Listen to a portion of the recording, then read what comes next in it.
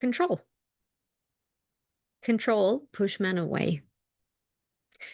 They are not looking for yet another mother who's going to tell them how wrong they are. They are looking and desiring for a woman who can accept them for who they are. And for us, for women, that's a practice in devotion and discernment.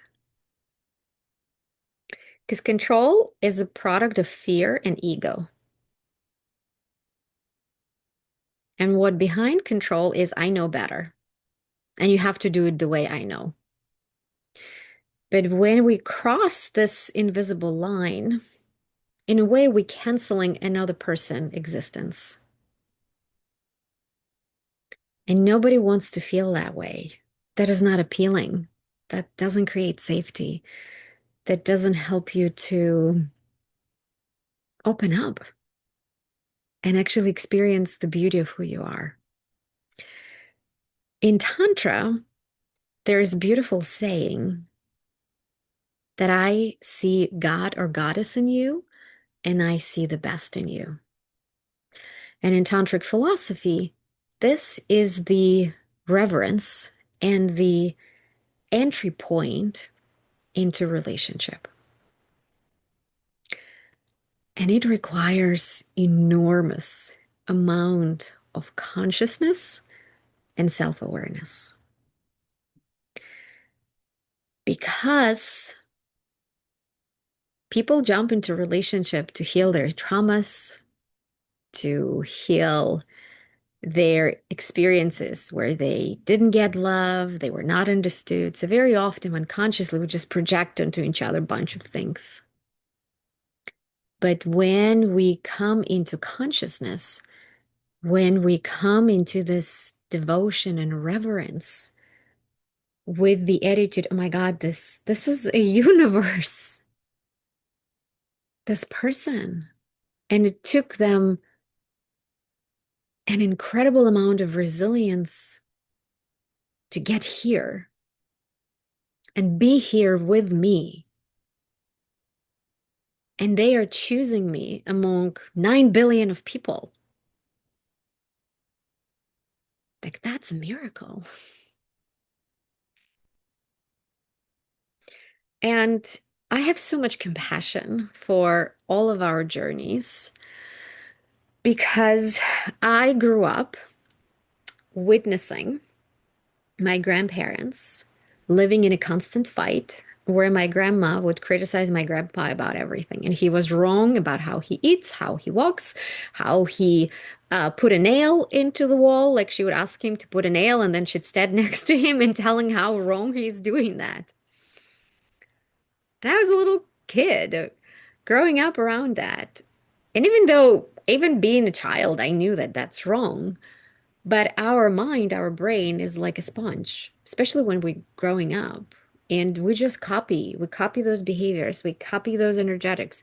We copy those dynamics unconsciously. And I'm noticing that I have a tendency unconsciously. My mind, my brain would judge a man, a partner. And I'm like, what is that? Like, do I actually care about something that he does differently than I do? What's the meaning behind it? So I'm telling you this to illustrate that sometimes it's literally, right, just behavior that your brain copied. You don't have to have a particular trauma or experience. And it's also important for us to do a revision. All those criticism of man, all our desires to prove that we can be as good as they are, where does that coming from and how does that serve me in this particular relationship?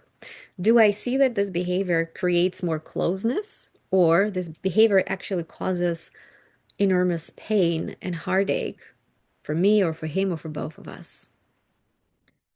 And dropping control in your relationship would almost instantly, I guarantee you within 48 hours, even 24, will shift the energy in your relationship.